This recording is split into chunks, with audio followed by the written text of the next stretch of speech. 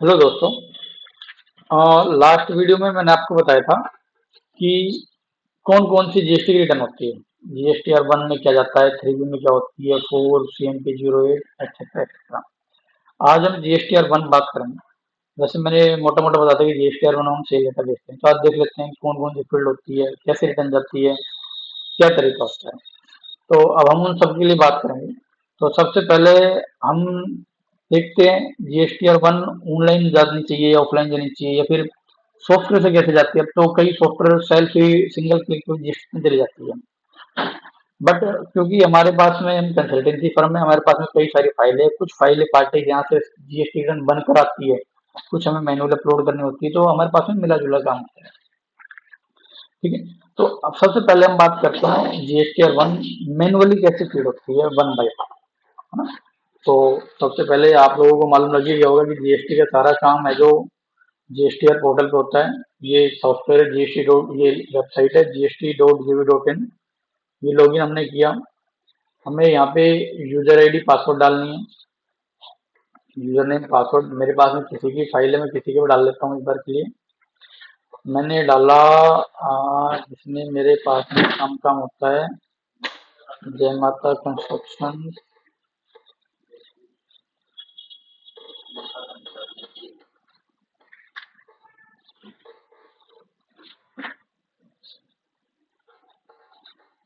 मैंने डाला बंटी कंप्यूटर का। ठीक है। तो इसमें मैंने ये यूजर आईडी लिखी, बंटी 15 मैच, ये विकास 3, ये मेरी आईडी है, ये पासवर्ड है।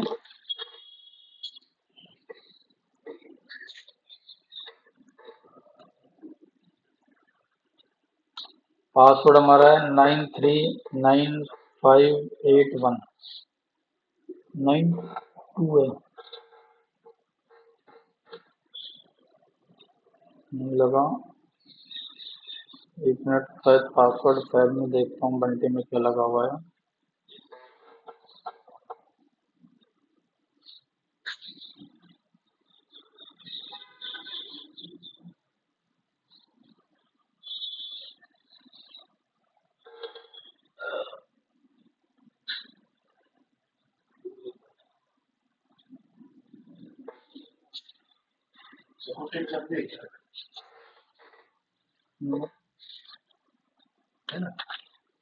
तो हम खोलते हैं इसको जीएसटी आर वन को।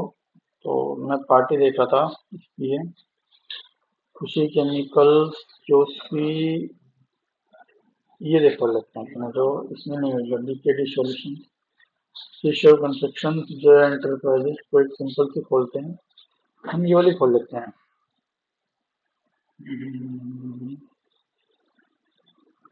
एक मिनट।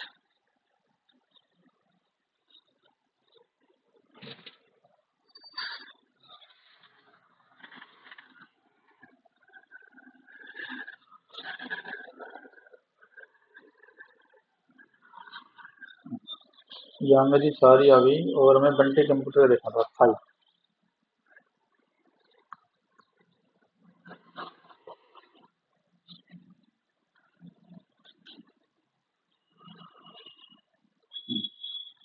ये हमने कर लिया, हमारा काम है जो। और हम बंटी कुमार की वैसे हमने इतनी फरवरी तक रिटर्न भर रखी है, मार्च की ओपन हो जाएगी। यहाँ पे ऐसा डैशबोर्ड आता है ना? ये सबसे पहले ये देखते हैं कि जीएसटी आर वन फाइल हो गई। इस तरह की फाइल के साथ दिन देखो कितनी इमेज सुविधा मिलती है। 3B20 की फाइल कर दी गई पर मंथ की। मार्च रिटर्न डैशबोर्ड में जाएंगे।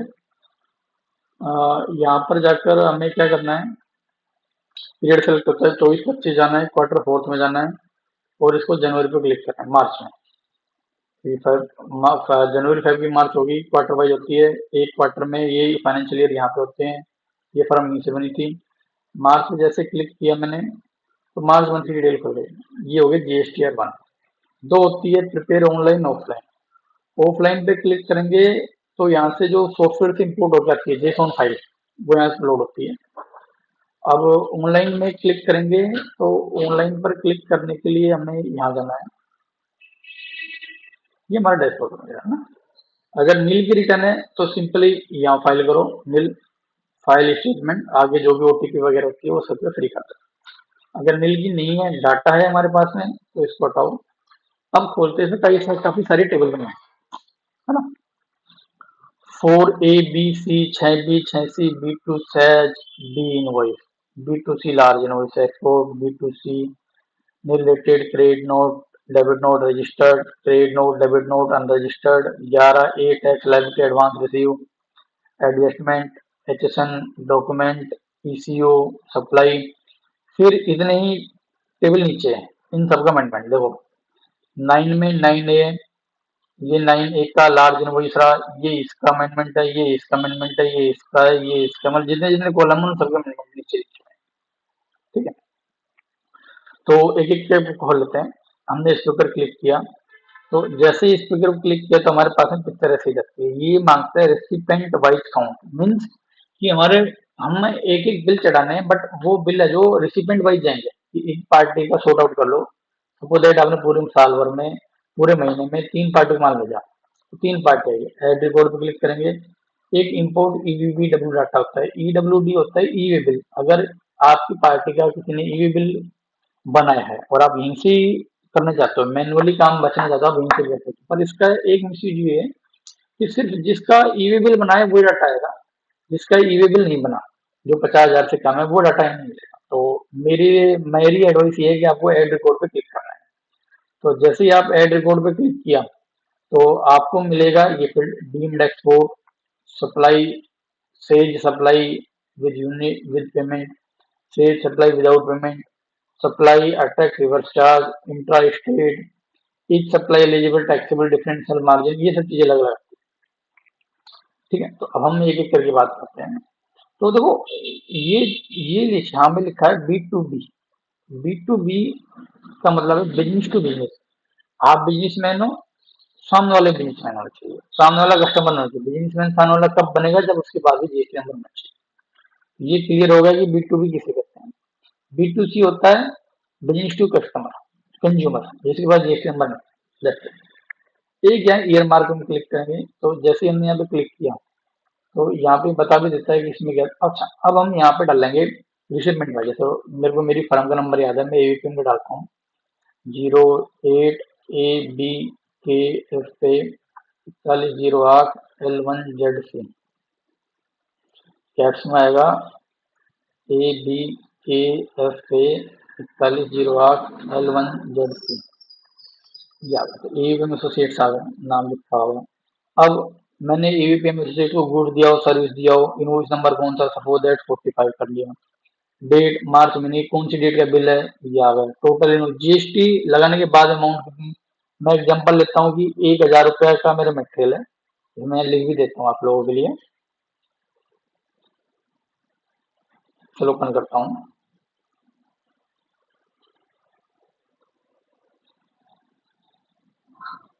तो जैसे 1,000 रुपए का मटेरियल है, 9% से 18% की मेरी रेट रही, और 90 रुपए मेरा CGST, 90 रुपए SGST। मैंने यहाँ पे लिखा CGST, SGST रेट और अमाउंट। ठीक है, और टोटल इनवॉइसिंग वैल्यू हो गई। सबको मिक्स करूंगा मैं, प्लस करूंगा ये, प्लस में ये वाली वैल्यू, प्लस में ये, तो ये मेरी वैल्यू होगी 1180। ठीक है, तो इनवॉइस वैल्यू यहाँ पे लिखता हूँ, इनवॉइस वैल्यू।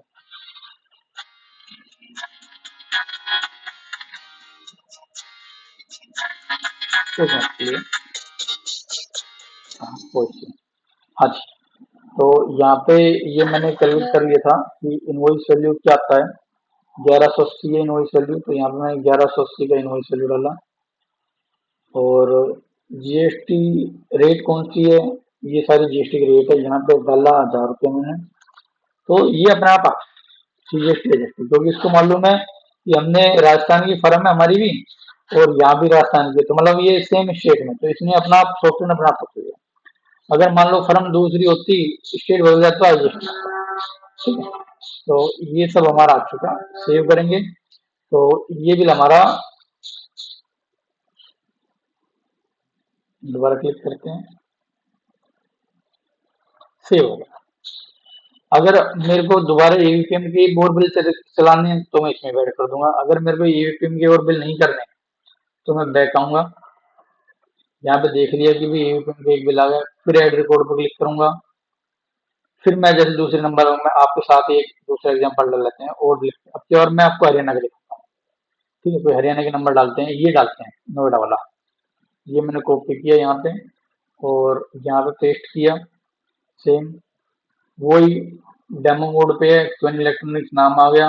अपना भी सॉफ्टवेयर ने यहाँ पे 15 लिख देता हूँ, डेट कोई भी लिख देता हूँ, 12 लिख देता हूँ, टोटल इनवॉइस मल्टीप्लाई कर देता हूँ, 11,800 कर देता हूँ और यहाँ पे वैल्यू मैंने वही 18% से 10,000 कर दी। तो देखो अब आई जी एस टी आ गया, S G S T C G S T add चुके हैं। तो मैनुअली बिल कैसे ऐड होते हैं आपको आगे समझना। यहाँ पे मेरे मैनुअली बिल ऐड हो गए, तो ये वाला पोर्शन मेरा कंप्लीट हुआ। बैक किया मैंने, दो बिल मेरे हो गए। अच्छा, मैनुअली बिल हम कब तक ऐड करें, ये टाइम कंज्यूमिंग प्रोसेस है कि एक बिल ऐड करने में आपको 3 मिनट लग रहा है, 4 मिनट लग रहा है। अच्छे से ऐड करोगे, हो सकता है 2 मिनट लग जाएगा अगर आप अच्छी प्रैक्टिस है। बट सपोज दैट बिल ही 200 हुए तो, बिल ही 300 हुए तो पूरे महीने मना तो नहीं हो सकते। तो फिर हम जाएंगे सॉफ्टवेयर से, वो भी आपको अभी बताऊंगा। तो ये तो बेसिक था कि किसमें क्या क्या है। ठीक है, ये सब चीजें होगी।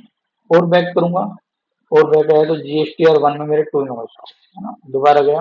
अच्छा, मैं आपको बता रहा था कि डीम्ड एक्सपोर्ट, जब हमारे कोई क्लाइंट एक्सपोर्ट करता है या उस पार्टी को मेटेरियल देता है जो एक्सपोर्ट में है, जो 100% एक्सपोर्ट में मीन्स, या तो मैं एक्सपोर्ट कर रहा हूँ तो मेरा एक्सपोर्ट में चला जाएगा, तो मेरी सेज सप्लाई इसमें चली जाएगी। या फिर मैं अपना कस्टमर ए, उसको मेटेरियल दिया है, ए ने मेटेरियल दिया बी को और वो एक्सपोर्ट कर रहा है, तो मतलब ये भी डीम्ड एक्सपोर्ट माना जाएगा। सेज सप्लाई हुआ पर वो मेरा मेटेरियल 100% वही कंज्यूम होना चाहिए। सेज सप्लाई एसईजेड जो यूनिट्स होती है उन्हें हमने मेटेरियल दिया हो, वो उसमें हमने टैक्स पेमेंट की हो या विदाउट पेमेंट, इसकी वीडियो बाद में बना दूं क्या क्या होता है। इंट्रा स्टेट सप्लाई किया हो हमने ऐसा जो आईजीएसटी कलेक्ट कर रहा हो, ये बाद में बताऊंगा कैसे क्या होता है। सप्लाई अट्रैक्टिंग होता है, ये बेसिकली उनमें होता है जो ट्रांसपोर्ट वगैरह हो या जिनको, जिनकी इनवॉइस आरसी में जाती है, जिनके लिए जैसे बिल्टी हो आती है, बिल्टी की पेमेंट हम खुद करते तो ऑनलाइन दिखती, तो हमें यहाँ अगर हमारा कोई ट्रांसपोर्टर है और वो 5% आरसी में जमा करा रहा है तो यहाँ से जमा हो। ठीक है, बता दूंगा धीरे धीरे कैसे कैसे होगा। तो ये सब हमने काम कर लिया, यहाँ से बैक आ गया। अब हमारा नेक्स्ट कॉलम है B to C large invoice. B to C large invoice का मतलब क्या होता है, जो यहाँ पर लिखा हुआ है हम पढ़ भी सकते हैं। B to C large invoice हमने क्लिक किया तो यहाँ पे तो नहीं आएगा, और हम यहाँ मैं बता भी दूंगा, यहाँ पर एक आता है word B to C large invoice, हमने क्लिक किया हो तो मैं बताता हूँ। बेसिकली पहले इसकी लिमिट 2 लाख थी। अगर मेरा कोई bill, single bill inter state, state अलग हो गया हो और सामने वाले बंदे के पास जीएसटी नंबर नहीं है, सिर्फ उसके पास में वो है, स्टेट अलग हो, तो आईजीएसटी लगना। तो यहाँ पे मेरे को एक एक सिंगल सिंगल रिकॉर्ड यहाँ डालना होता है। सिंगल रिकॉर्ड मतलब बिल वाइज डालना होता है। फ्लो ऑफ सप्लाई, मैंने मेटल कहाँ बेचा, मैंने मेटल कर्नाटक में बेचा, तो एक बिल मेरा कौन सा 2 नंबर बिल था, 10/3 में गया, 12/3 में गया। इनवॉइस वैल्यू जैसे मैं आपको ले लेता हूँ 10,800 मात्र। तो देखो ये देख लेते हैं, वैसे तो इसकी लिमिट है जो आ, एक 2.5 लाख से ऊपर की है। बी टू सी के सेव करते हैं होते नहीं, देखो इसने मना कर दिया।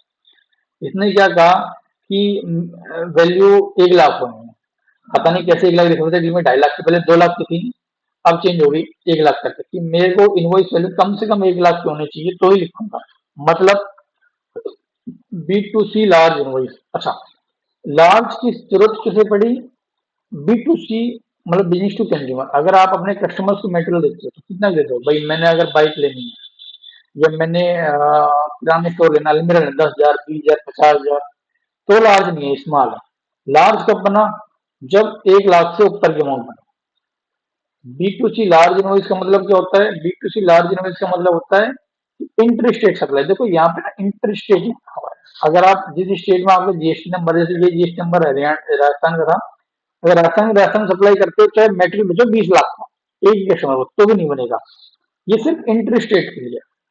ओके, इसके बाद में नेक्स्ट कॉलम मेरा आता है एक्सपोर्ट इनवॉइस। अगर मैंने वहां पे डीम्ड एक्सपोर्ट था, कि मैंने किसी को मेटल भेजा और वो एक्सपोर्ट में गया, पर यहाँ मैं खुद ही एक्सपोर्ट कर रहा हूँ। ठीक, यहाँ मैं खुद ही एक्सपोर्ट कर रहा हूँ, इनवॉइस नंबर हो यहाँ पे वो नहीं आया मेरा, क्या बोलते हैं उसको, मुझे वो नहीं मिला यहाँ पे जीएसटी नंबर। क्यों? क्योंकि एक्सपोर्ट का मतलब विदेश, विदेश के बाद जीएसटी नंबर नहीं है।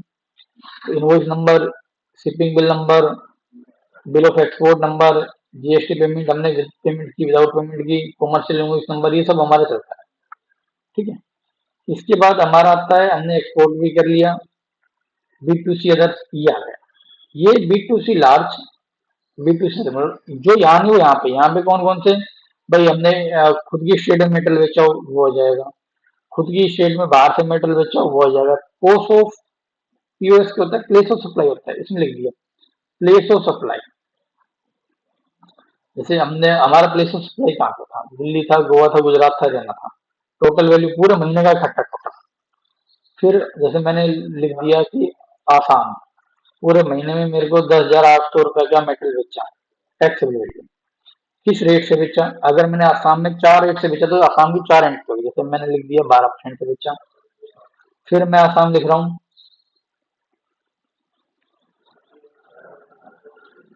अब मैंने 50,000, 10,000 लिख दिया।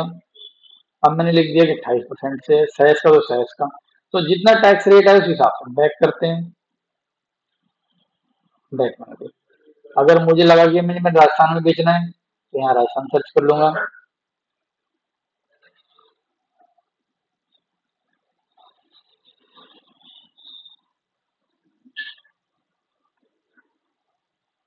राजस्थान में देखो आईजीएसटी हट गया, तो जब लोकल लोकल में 18% से मेटल कितने का? 50,000 का, अपने आप कैलकुलेट होगा यहाँ।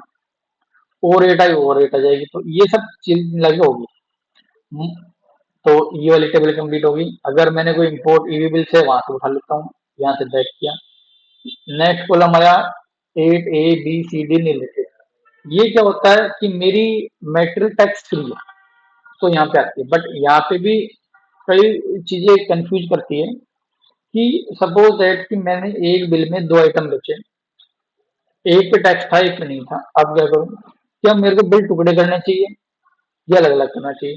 तो मेरी राय ये है कि अगर मैंने बी टू बी में मेटल बेच रखा है, तो जैसे मैं इसको खोल लेता हूँ, एक इनवॉइस। तो अगर एक इनवॉइस में 2 रेट है, जैसे मान लो 11,000 है, तो मैं इसको यहाँ लिख देता हूँ कि मैंने कोई 500 रुपए का मेटेरियल विदाउट टैक्स बेचा, तो 1180 प्लस 500 कितना होता है? 1680। 1680 जीरो रेट भर दो 500। और एक ही इनवॉइस में अलग अलग टैक्स रेट है, अंडरस्टैंड? तो ये हो गया।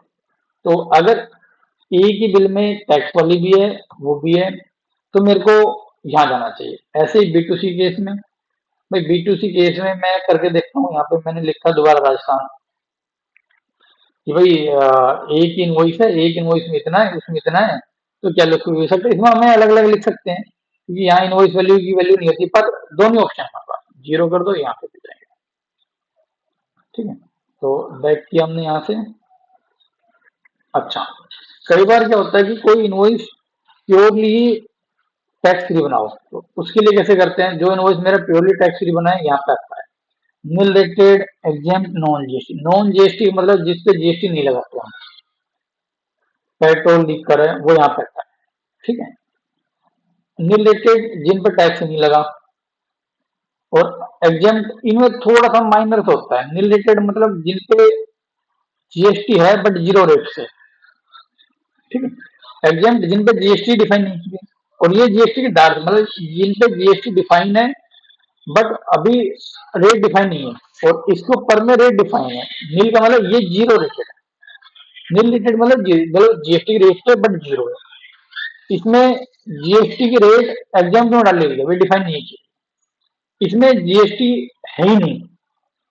इंट्रा स्टेट सप्लाई, इंट्रा मतलब एक ही राज्य के अंदर, इंट्रा स्टेट सप्लाई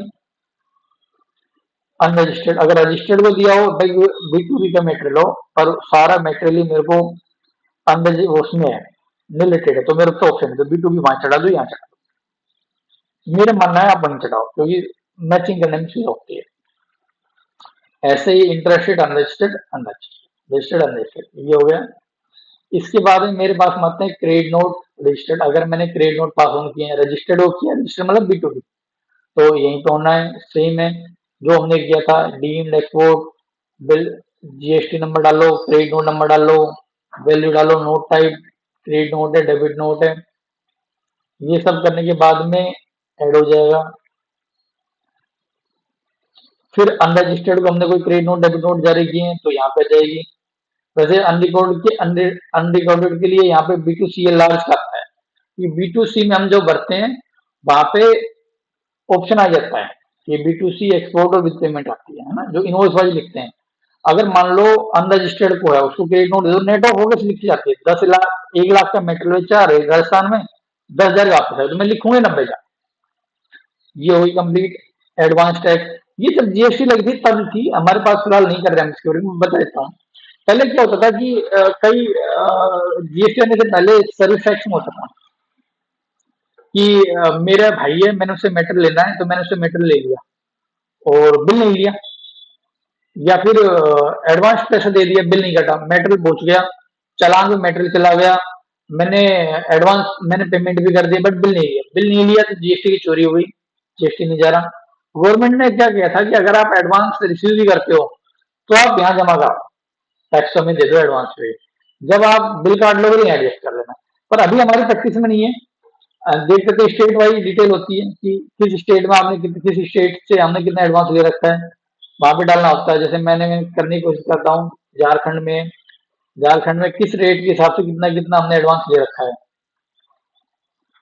और जब ये कंप्लीट हो जाती है तो फिर हमारा आता है एडवांस एडजस्टमेंट, वही कि किस किस रेट से कितना कितना एडजस्ट हो रखा है। हम यहाँ पे लिखा हमने झारखंड वापस से, तो यहाँ पर आ गया कि इतना अमाउंट अब हमने एडवांस ले लिया।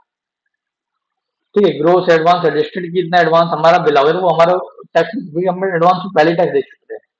तो मुझे नहीं लगता कि अभी हमारे ऑफिस में ऐसी जरूरत पड़ेगी, होगी तो फिर उसको अलग से बात होगी। फिर आती है HSN wise summary. HSN wise summary में आपको मालूम लग गया होगा, बिल में हम एचएसएन लिखते हैं, एक एक एक्शन डालेंगे, उसकी डिस्क्रिप्शन यूयूसी ये सब हम फीड करेंगे। ये अर्जी करता है ई इनवॉइस, ये ई बिल के हिसाब से। ठीक है, एचएसएन डालने के बाद में हमारा आता है डॉक्यूमेंट इशूड। हमने कितने कितने डॉक्यूमेंट इशू किए आउटवर्ड में, मीन्स इस महीने हमारी कि यहाँ से बिल कहाँ से चालू हुए थे कहाँ तक डले। मान लो 1 नंबर से बिल लेकर मेरा 100 नंबर तक बना, तो 100 बिल बन गए, कितने कैंसिल हुए, 10 कैंसिल हुए, तो 90 बिल बन गए। ठीक है, बिल टू ये अगर मेरे पास में 3 4 इनवॉइस की सीरीज चलती है तो ऐड डॉक्यूमेंट। फिर मेरा 1 ए से चालू हुआ, 100 ए तक चालू हुआ, 100 बने, 2 कैंसिल, 98, ये कंप्लीट हो गया। अनरजिस्टर्ड पर्सन से इनवर्ड रिसीव हुई, उसे बनानी चाहिए, बड़ी कंपनी बनाती है, वो खुद की इनवॉइस बनाती है, वो यहाँ पे लिखती है, बट अभी गवर्नमेंट का ध्यान नहीं गया तो लोग इग्नोर भी कर रहे हैं। रिवाइज इनवॉइस, आपने कोई इनवॉइस रिवाइज किया हो तो उसकी वैल्यू यहाँ पे डाली जाती है। डेबिट नोट, कितने इनवॉइस से कितने डेबिट नोट हो, क्रेडिट नोट, ये सब यहाँ पे डालना। Receipt voucher, payment voucher, refund, देखो जीएसटी पोर्टल में बहुत सारी चीजें लिखी गई है, अगर आप 100% फॉलो करें बहुत सारी चीजें मिल जाती है। डिलीवरी चलान जो वर्क के लिए, अप्रूवल के लिए कितना, डिलीवरी चलान लिक्विड गैस के लिए कितना, ये सब चीजें यहाँ पे होती है। तो ये हो गया। फिर आता है supply made through eco. Eco क्या है, ये होती है कि इलेक्ट्रॉनिक कॉमर्शियल ऑपरेटर, अगर हमें अमेजोन वगैरह पे, फ्लिपकार्ट पे, इन पे काम करना आता है तो इस पे मेटेरियल आता है। ठीक है, ये हमने ये एक 52 है कि अगर हमें 95 में पे करना होता है कि हम 95, ये हमें हमेशा 95 में पे क्लिक करना होता है कि हमने टैक्स पे करेंगे 95 में। एक होता है टीसीएस, जो टीसीएस की रिटर्न भरेंगे वो यहाँ से आती है। तो हमारे लिए अगर हमारे पास अमेजोन ही क्लाइंट है हमारा, तो 52 टीसीएस, अगर हम अमेजोन को सप्लाई कर रहे हैं तो हमारे लिए 95 लगेगा। ठीक है, ये हो गया सप्लाई इंटर 95। अच्छा, यहाँ फिल करो तो ऑटोमेटिकली यहाँ पे जाएगा, दोनों में सेम है। हमने रजिस्टर्ड किया, रजिस्टर्ड B2B को मेटेरियल तो यहाँ पे जाएगा, रजिस्टर्ड टू अनरजिस्टर्ड हो जाएगा, अनरजिस्टर्ड हो जाएगा, अनरजिस्टर्ड और रजिस्टर्ड, ये सारी चीजें यहाँ पे आता है। ऐड रिकॉर्ड पे हम क्लिक करेंगे तो हमारे पे सप्लाई रजिस्टर्ड पे आ जाएगी, कितने जीएसटी नंबर, ये सब यहाँ पे मिल जाएगा।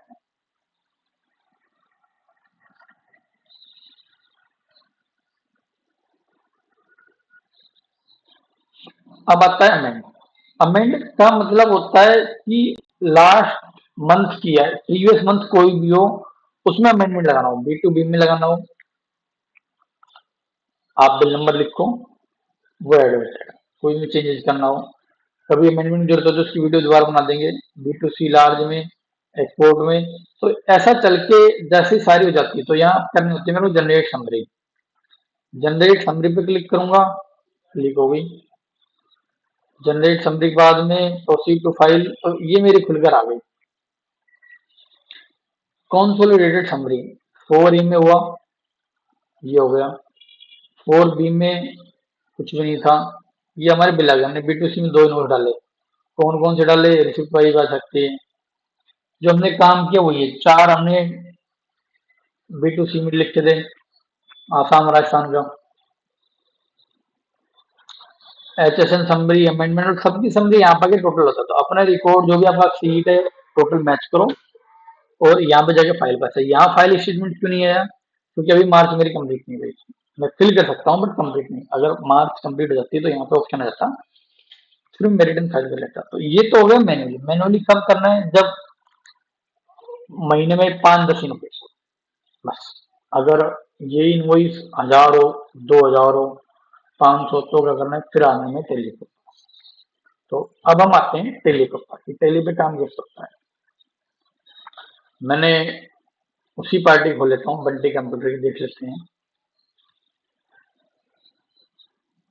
बंटी कंप्यूटर। तो इसमें जनवरी तक का था, कोई ये इनवॉइस था। आज छोटी पार्टी और खोल लेते हैं। बंटी कंप्यूटर की जगह मैं खोल लेता हूँ ये एसपीएन इंटरप्राइजेज, या फिर एसपीएन सर्व ऑटो कंपोनेंट खोलते हैं। रिटर्न फाइल हो रखी है, बता दूंगा मैं आपको, ठीक है। मेरे पास में सर्व ऑटो कंपोनेंट की फाइल खुली है यहाँ पे, ठीक है। तो सबसे अब आ जाते हैं थोड़ी थ्योरिकली कि आप कैसे सीखोगे। जीएसटी के आज step step, open Tally, Tally open करो। ओपन टेली करने के बाद में कंपनी डाटा ओपन किया, यहाँ पे मैंने कंपनी का डाटा ओपन कर रखा है, सर ऑटो कंपोनेंट पे काम करना है, ओके। फिर जाना है जीएसटी रिपोर्ट में। जीएसटी रिपोर्ट कहाँ मिलेगा, गो टू डिस्प्ले, डिस्प्ले में जानी है जीएसटी रिपोर्ट। तो गो टू डिस्प्ले, ये रहा मोर रिपोर्ट, इसमें जानी है जीएसटी रिपोर्ट, स्टैचुरी रिपोर्ट, इसमें स्टैचुरी रिपोर्ट मांगे, स्टैचुरी रिपोर्ट में जीएसटी रिपोर्ट। 1 भरनी है, 3 कर, 1 तक। कौन सी मंथ की, फेब मंथ की, फरवरी मंथ की मेरे यहाँ पर आ गई इनवॉइस। ये क्या हुआ, ठीक, ये मेरा ऐसा पिक्चर आता है। अच्छा, अब मैजिक बताता हूँ।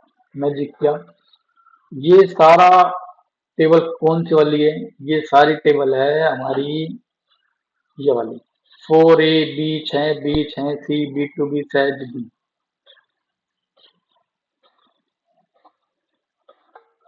B2C export invoice, credit note debit note, credit note debit note, amendment B2B, सब कुछ हमें यहाँ से दिख जाएगा, ओके। एचएसएन समरी सब कुछ बता देगा। तो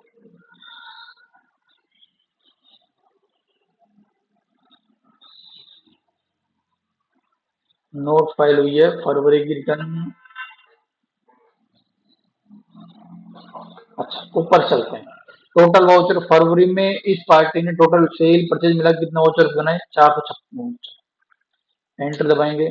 456 में 4 काउंटर लगे थे जी, एक क्रेडिट नोट बनाया जी, एक डेबिट नोट बनाया जी, 35 जीएसटी के नंबर थे जी, जिसमें 33 में काम है, 2 में लिमिट नहीं है। 2 में देखते हैं भाई कौन सी लिमिट नहीं है, 2 में खोल लेते हैं, कैंसिल हो रखा है इसलिए लिमिट नहीं है। चलिए सब कुछ करते हैं। 11 जनरल की, तो टोटल 456 काम करना है, ठीक है। इंक्लूडिंग इन रिटर्न, इस 456 में जीएसटी और 1 में कितने वाउचर काम आने हैं, 34 वाउचर काम आने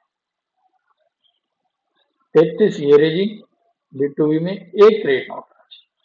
इसमें देख लेते हैं ये क्या कहता है, ये भी ये कहता है भाई 33 ये रहा, एक सेल्स करता है। नोट रिलेवेंट, इतने रिलेवेंट नहीं है। क्यों रिलेवेंट नहीं है? क्योंकि इन्वेंट्री वाउचर है, जीएसटी ऑन इन्वेंट्री वाउचर यदि सेल जाती है बताए, other transaction journal receipt payment आती नहीं है, सेल्स के दो ट्रांजेक्शन की जरूरत नहीं है। क्यों? क्योंकि कैंसिल हो चुका। ठीक है, अच्छा इसे ओपन करते हैं। 33 कौन कौन से हैं? ये पार्टी वाइज आ गई। आप चाहते हो कि मैं बिल वाइज देखूंगा तो यहाँ वाउचर वाइज जाएंगे। आपने सेल्स बिल से दोबारा दिखाइए, सही कर लो, बिल नंबर रहा, ये सब चीजें यहाँ पे बन गई। ऐसे ही क्रेडिट नोट कौन सा था जी? ये क्रेडिट नोट है जी। फिर कहीं ट्रांजेक्शन नहीं दिख रही मेरे को, और कहाँ ट्रांजेक्शन दिखेगी? एक मेरे को ट्रांजेक्शन दिखेगी H S M H summary. यहाँ गया जी, ये मेरा H S M H summary रहा जी, ये मेरी डॉक्यूमेंट समरी रही जी, ये सब अच्छा। अब आगे क्या करें? इसको करने के बाद में ऊपर आता है कि एक्सपोर्ट। एक्सपोर्ट पे क्लिक किया, जीएसटी रिटर्न पे क्लिक किया, जीएसटी R1 किया, तो हमें यहाँ बतानी है कि ये जो ऑनलाइन भेजनी है ऑफलाइन। ऑनलाइन का मतलब होता है कि टेली खुद ही भर देती है, अब फैसिलिटी होगी, बट हमें ऑफलाइन का यूज में लेना है। ऑफलाइन पे गया जी, ऑफलाइन पे गया, जेसोन फाइल जाती है, याद रखना। अगर यहाँ पे तुम्हारा चेंज आ रहा हो तो यहाँ कॉन्फ़िगर कर लेना कौन सा फॉर्मेट चाहिए, हमें हमेशा जेसोन चाहिए। एक्सपोर्ट कहाँ जाएगी? D client Gupta consultant export. तो मैं यहाँ पे इसका पाथ बदल देता हूँ, चल जाने दो। डी गुप्ता क्लाइंट का मैंने पाथ आ गया, ये मेरी आ गई। ठीक है, डी गुप्ता क्लाइंट खुल गई, जीएसटी R1 आ गई, तय मंथ की आज तारीख आ गई 20/3/11 आ गई। हमें क्या करना है? ऑफलाइन ही हमने क्लिक किया था, तो ये हमारी जीएसटी रिटर्न गई। अब करते हैं बात, देखो जादू दिखाता हूँ कि जीएसटी पोर्टल कितना समझदार है। मार्च रिटर्न कर रहे हैं, रेडी टू फाइल है, रेडी टू फाइल कहीं गड़बड़ ना हो जाए, अब इसको डिलीट करता हूँ। ये डेमो मोड पे था इसलिए डिलीट करना पड़ेगा मेरे को।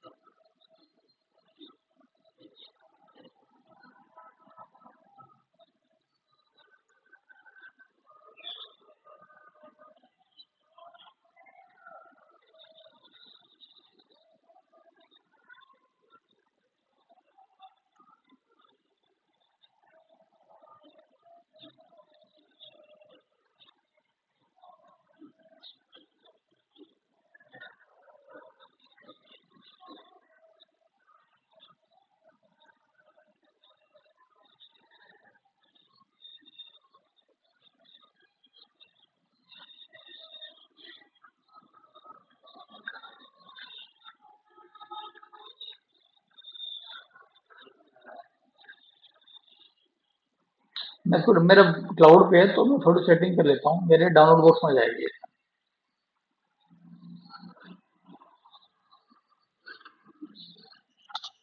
बैक किया,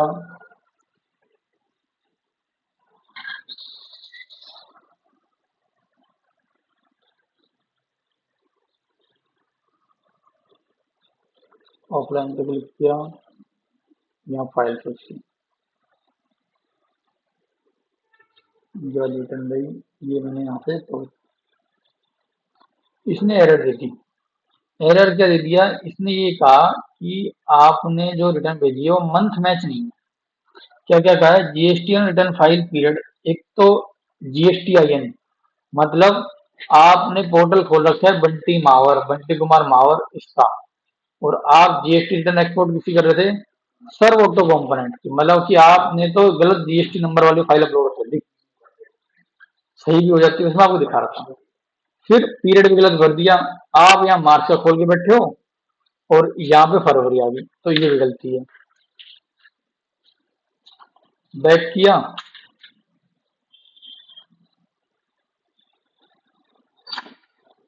मान लेते हैं कि सर्व का खोल के देख लेते हैं भाई, जब ये एरर सर्व में क्या होता है।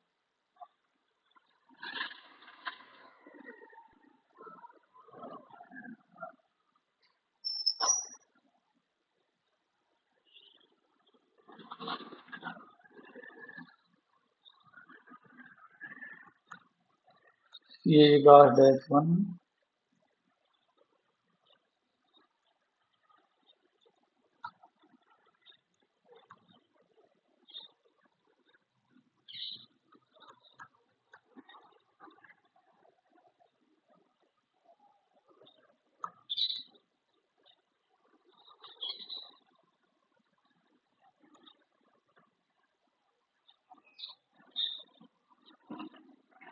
वही पोर्टल ओपन हुआ।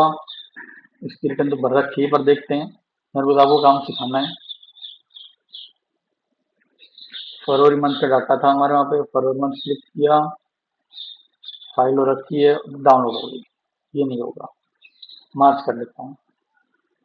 अच्छा, मैंने जब भी रिटर्न भरी होगी तो यहाँ पे तो मैंने डाटा तो एक बार अपलोड किया ही होगा, राइट? तो अपलोड करने के बाद में कैसे दिखता है वो देख लेते हैं, फरवरी मंथ का। भाई हमें सीखना ही है ना, तो ये देख लेते हैं।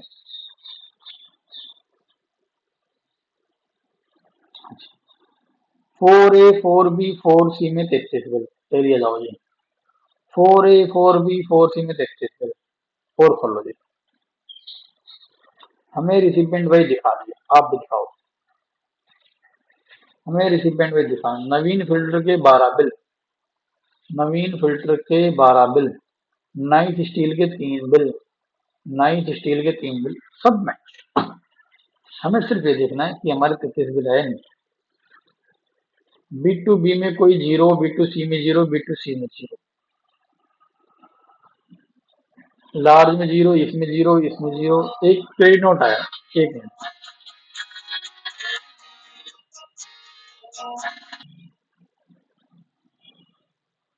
हाँ, यहाँ तक मिले। एक बिल आया क्रेडिट नोट का, हमारा एक बिल क्रेडिट नोट का है।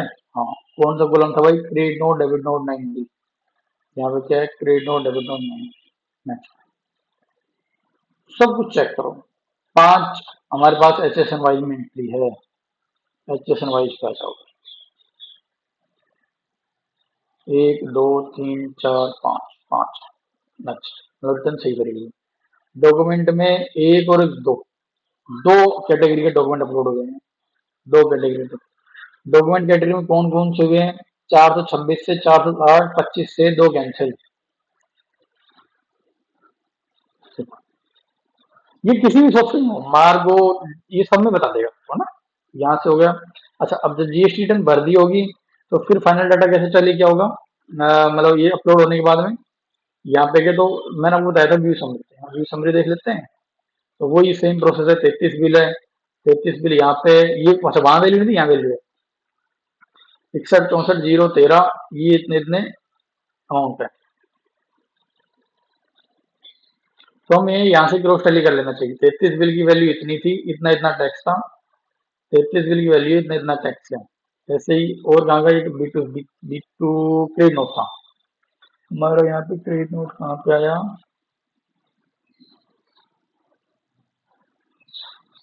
ये रहा, एक क्रेडिट नोट था, 2 65 390 का, इतना इतना टैक्स है। Okay, H S N Y summary पा जाते हैं अब। एच एस 5 SN समरी का टोटल इतना था, 58 58 623। वैसे हमारी अच्छी प्रैक्टिस रहेगी, एक सेल्स है जिसमें मैच हो जानी चाहिए, हमारी मैच हो रही है। 58 58 58 623, 300 405, 396 396। ठीक है, ये सब करने के बाद में ये टैक्स का टोटल, ये टोटल मैच हो जाना चाहिए। 58 98, ये रहे। तो इस तरीके से मैंने आपको आज बताया टेली में, टेली से और मैनुअली GST रिटर्न कैसे करते हैं। ठीक है, अब आ जाते हैं जो मैं आपको थ्योरी के लिए दे रहा हूँ। भाई टेली चले जाओ, यहाँ चले जाओ। नेक्स्ट वीडियो में क्या था, फिर GST की डेफिनेशन बताई कि GST अर्बन क्या होती है, मंथली क्वार्टरली भरी जाती है, एक्यूरेट होनी चाहिए, मैच होनी चाहिए। B2B इनवॉइस वही 4BA GSTN की, मतलब GST नंबर से भरी जाएगी, B2B इनवॉइस में जाएगी।